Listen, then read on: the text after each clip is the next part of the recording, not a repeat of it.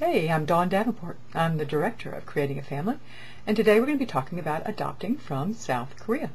First, I'd like to refer you to the hour-long radio show that we did on this topic in November, on November 11th, 2009. You'll get a lot more details about adopting from South Korea there. It helped to start with the basic parental eligibility requirements. Parents are required to be between the ages of 25 and 44 to adopt what we call a healthy, meaning a non-special needs child from Korea. There are a few exceptions to that. One, if one of the parents is under 45 and they have already adopted from South Korea, an exception may be made. Another exception would be for Korean American families, and that would include adult Korean adoptees.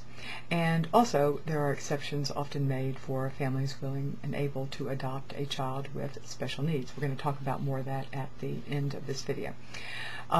If you fall into any of those exception categories, contact an agency because pre-approval will be required.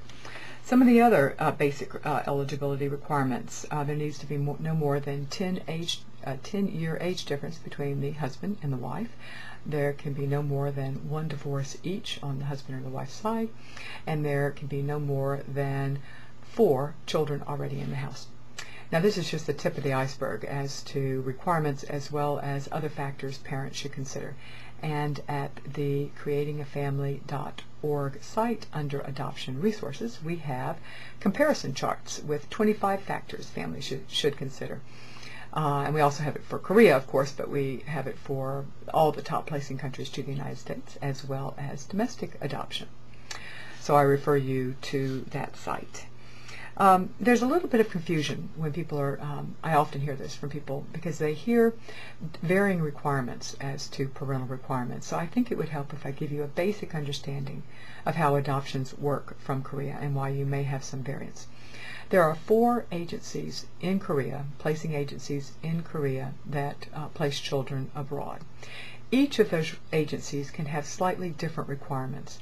For example, some of them have at least 2 of the 4, I should say, have a weight requirement for prospective adoptive parents not exceeding a certain body mass index, and another one does not have that requirement. Now, each of those agencies, the 4 agencies in Korea, works with partner agencies here in the United States.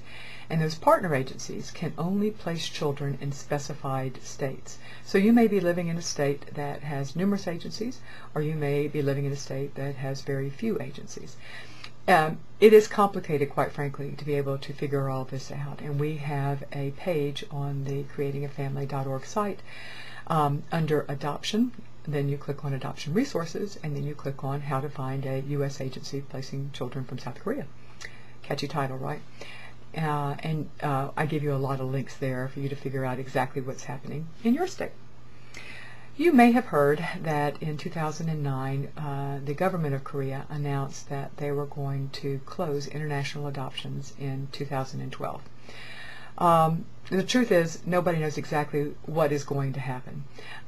We talked about this at length on the November 11th, 2009 Creating a Family show, which I realize now I didn't tell you how to find it. You can find that on the radio page and listen to it there, of the radio page of creatingafamily.org. We talked about it at length, so I recommend that you listen to that. And it might help if I give you a little bit of history. After the Olympics were held in Korea in the late 1980s, the Korean government stated a policy that they were going to phase out all international adoptions. They set specific deadlines to accomplish that goal. When those deadlines were reached and they still had children that they had not been able to find families, domestic families, to adopt those children, they've continued international adoptions. They also have in the past redoubled their efforts to try to increase societal acceptance of single parenthood, increase support of single parents, and in particular they've tried to increase domestic adoption, and they are beginning to have success on all of those fronts. We quite frankly just don't know what's going to happen in 2012 if their efforts have not succeeded in providing domestic adoptive homes for all the children that are relinquished. what we do know is that what they have done in the past. What is clear is that there will be more and more special needs adoptions from South Korea. It is also clear that the waiting times will not be decreasing in the least. In fact, and we also expect that in the fall of the year you can expect delays when the allocated orphans visa, the exit visa that the children receive to leave the country, have been used up by the placing agencies there. We've seen that in the last couple of years, and we expect that to continue. One of the things I'd be remiss in not mentioning is that we are seeing in the referrals coming from South Korea more and more of the birth mothers acknowledging drinking in their pregnancy. You will be given information on that, and a great deal of information as to the amount of alcohol and the timing of the drinking. In fact, it's more than you would usually get in either domestic or certainly any other international adoption. I would recommend that you listen to the October 2008 Creating a Family radio show that we did with Dr. Julian Davies on fetal alcohol syndrome and adoption. We're also planning a show on fetal alcohol syndrome and adoption sometime early 2010. So please check that out as well on the radio page. Now let's talk about one of my favorite topics, special needs adoptions. You need to, we expect that to be increasing, and the best way of finding out what type of children, what type of special needs are being placed is to contact the larger agencies throughout the United States that place a larger number of children, and ask them if they have a special needs program. Many of them will, and ask how you can see the children that are available to adopt through these programs. Many of them will have what we would consider minor to moderate special needs and or medically correctable special needs.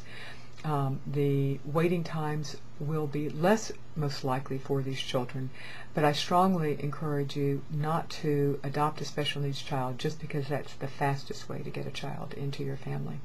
Parenting is for life, and you need to make sure that you're the right family for that child and for that special needs.